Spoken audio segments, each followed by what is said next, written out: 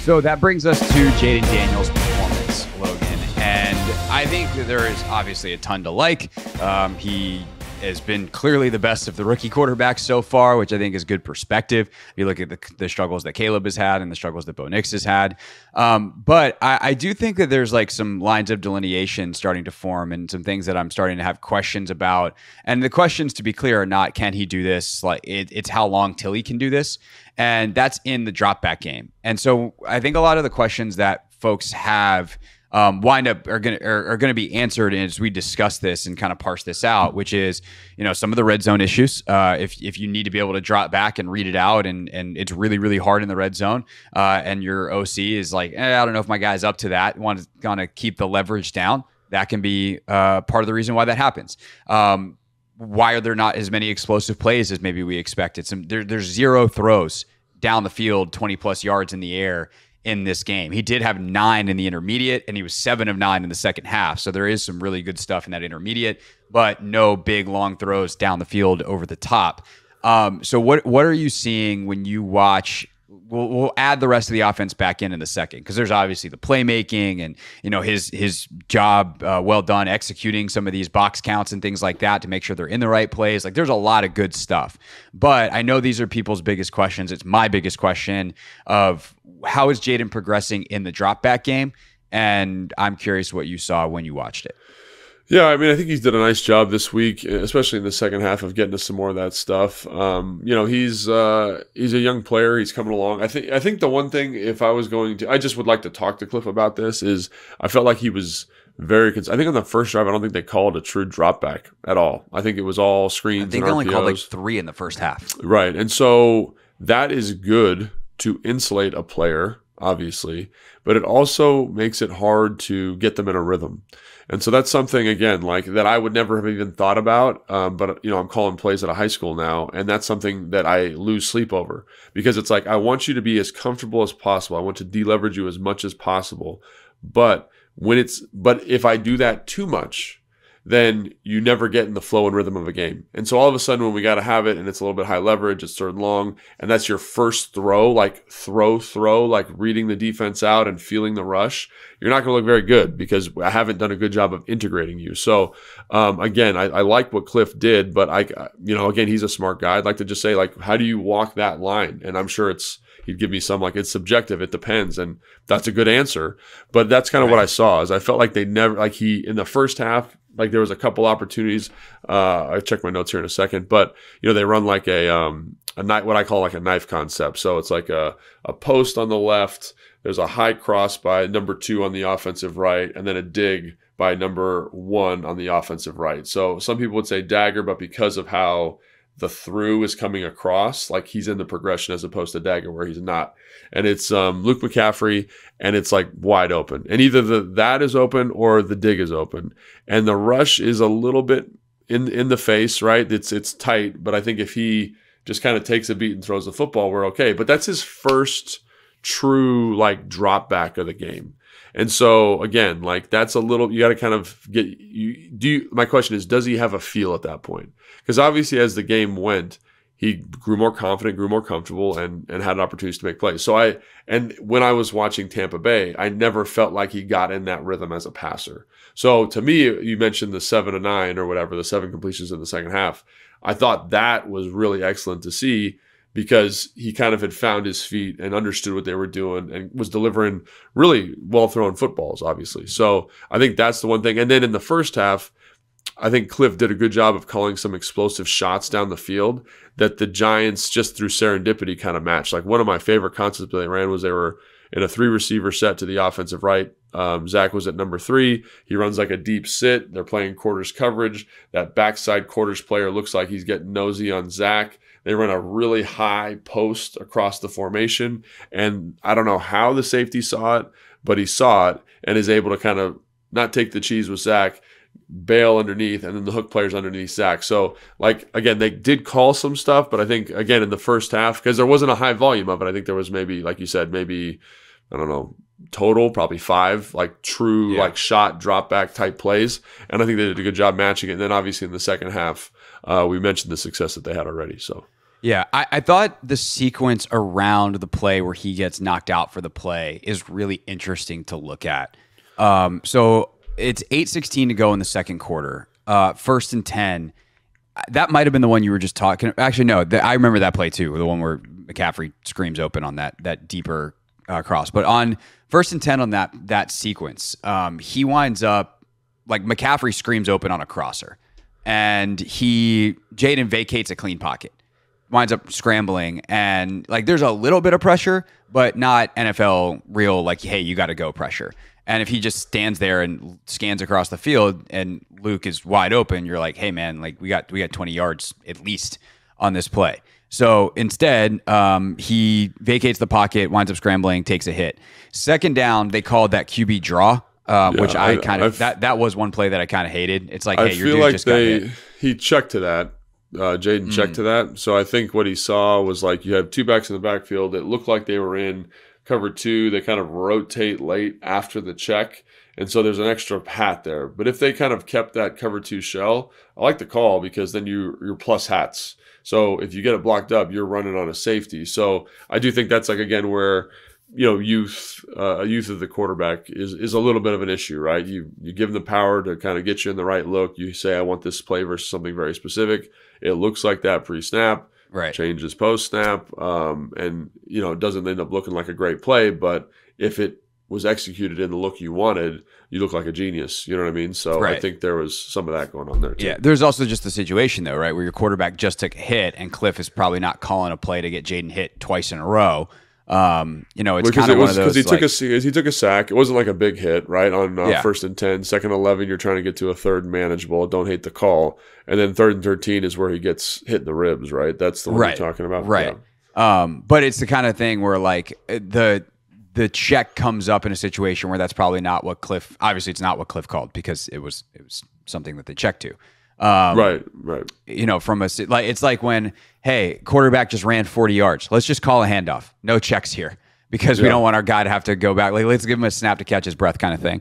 But then the 3rd and 13 is interesting. And then the plays after, I think, is when kind of he starts to get into the rhythm as a passer. And I think Cliff starts to give him some of those easier looks that we're talking about. The 3rd and 13, I feel like we should talk about Logan. Like, to me, when Dan talks about Jayden the competitor, that's the embodiment. That's now the clip that you show. And not because he got hurt at the end, but it's like he has Eckler and Ertz as checkdowns, and neither of those guys are very likely to get the first down. The most likely option to actually convert on 3rd and 13 is Jayden running, and so he runs.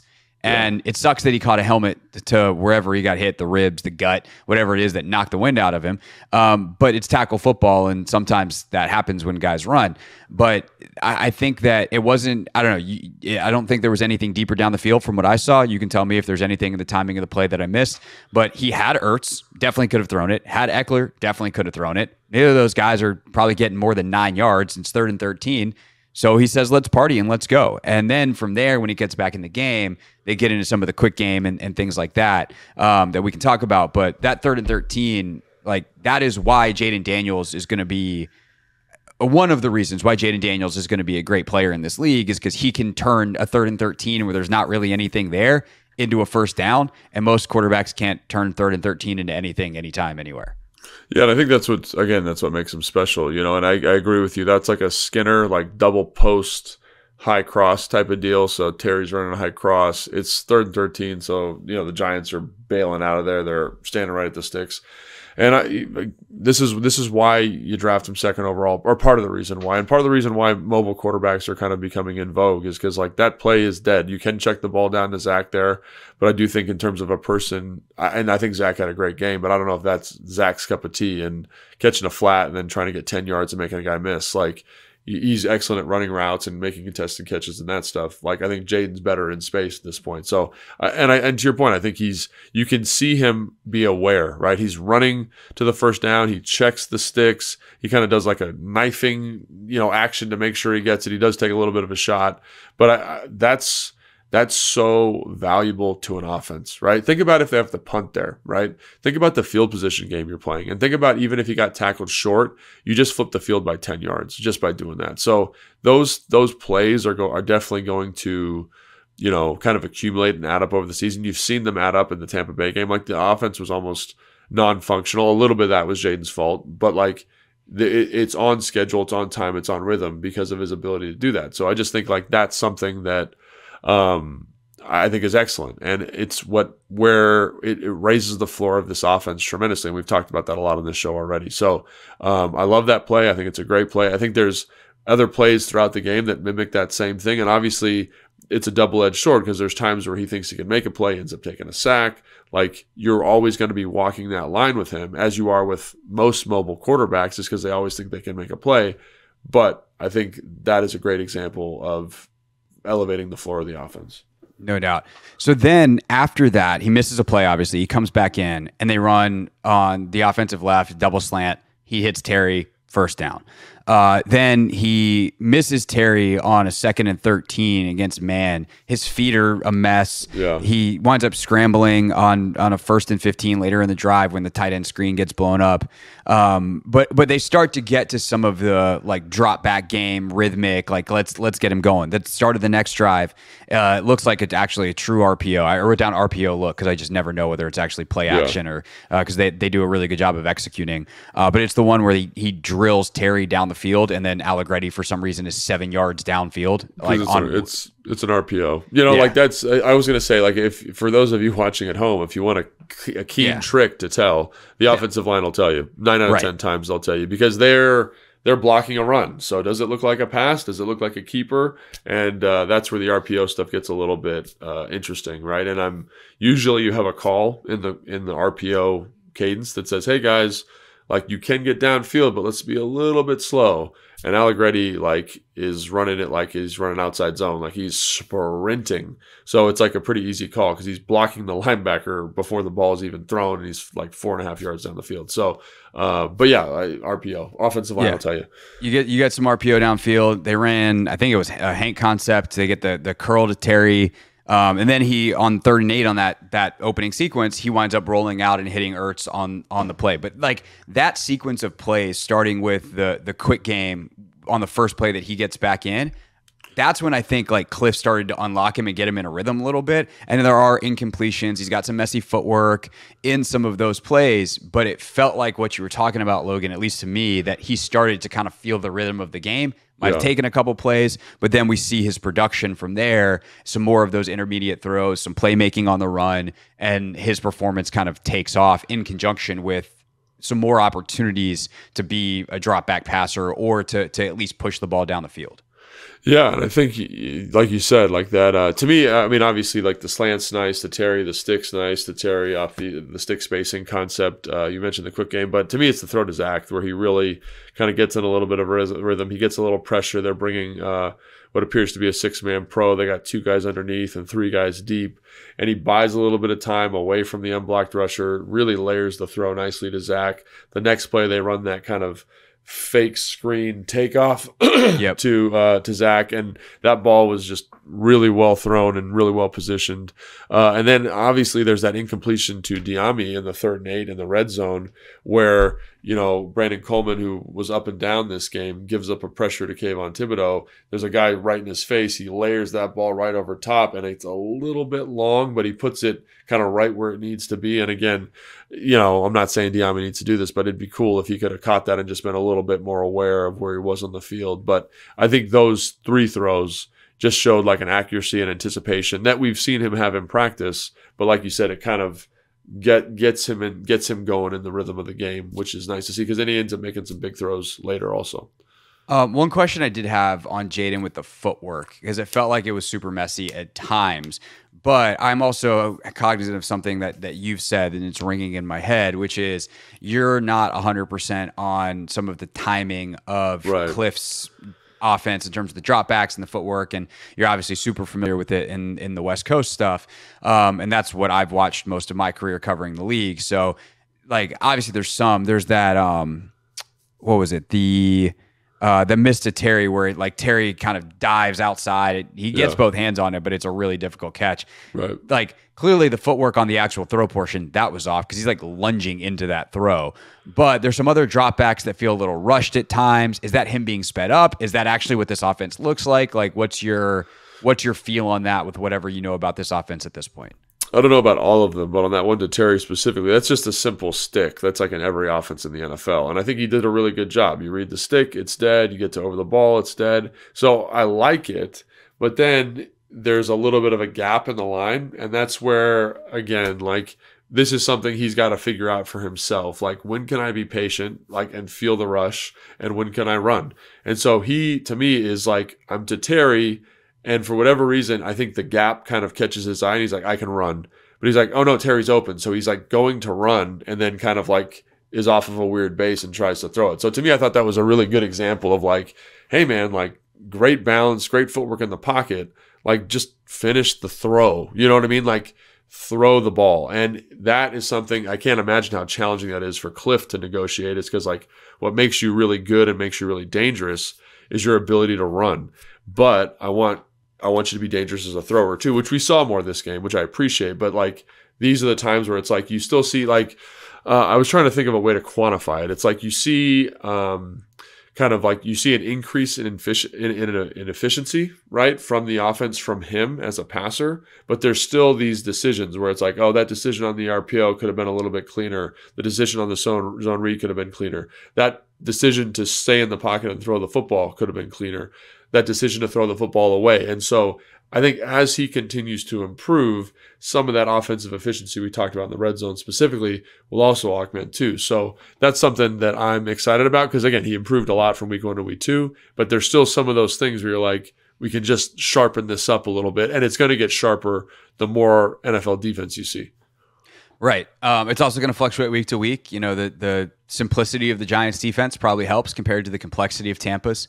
Lou Anarumo, it's pretty freaking good as defensive coordinator in Cincinnati. Yeah. They do some fun stuff. So that we'll see how that goes. But, you know, then you got like Cleveland, like they're nasty. That's going to be really difficult to. Yeah. And what I like though is Cliff clearly understands that he has to insulate his rookie, not because his rookie's not really good, but it's because he's still a rookie. And I think that's the thing that I ultimately come out of this game with Jayden is going, man, there is so much to like. Yes, the floor of the offense is super high. When things break down, he can make stuff happen because he is a special athlete. Cliff understands, hey, I'm going to have to, you know, throw a lot of these screens because there is a leverage thing, but hey, maybe eventually I need to let him go a little bit to get into a rhythm. And it's there's not going to ever be a point where they figure it out and it clicks and he's going to be perfect every game because that's not how the NFL works. But right. Seeing progress week over week, I think you have to be happy through 2 weeks of Jayden Daniels and really hopeful because I think a lot of the stuff that within the vacuum of the game didn't go well are distinct growth opportunities that I think we're excited to watch him grow with. Yeah, absolutely. And that's the thing I keep coming back to. It's like, you know, every test he's taken, he's improved, right? So last week to this week, first week to training camp, they're all kind of progressing. And so that's the thing that's encouraging to me, is if he was kind of staying the same as week 1 and, you know, kind of, and again, it's only 2 games, so I'm going to pump my brakes on that too. But if he kind of look like Caleb Williams, where the mistakes aren't getting corrected, there's not kind of an improvement, I'd be a little bit nervous, quite honestly. So I think nervous is maybe the wrong word. I'd just be like, oh, we got to like kind of find a way to get him comfortable. And so I think, like you said, Cliff's done a good job of getting him comfortable. He seems to be improving week on week, which is important. Obviously, this week against Cincinnati is going to be its own ball of wax. So, you know, head on a swivel there. But I'm generally encouraged. And I think there's like been this kind of crazy overreaction to him, you know, like not being perfect all the time. And I think you hit the nail on the head there. Like, he's a rookie quarterback in a very complicated, and I think this is another thing that we haven't really talked about on this show, but it is 100% true. Like, offensive scoring's down, offensive touchdowns are down, offensive first downs are down. This is the year of the defense, and defenses are kind of starting to figure offenses out. So, like, I think if you look across the league and not just focus on the Commanders, you'll see that there's a pretty drastic difference between, you know, like defense from 5 years ago and now in terms of how productive and effective they're being.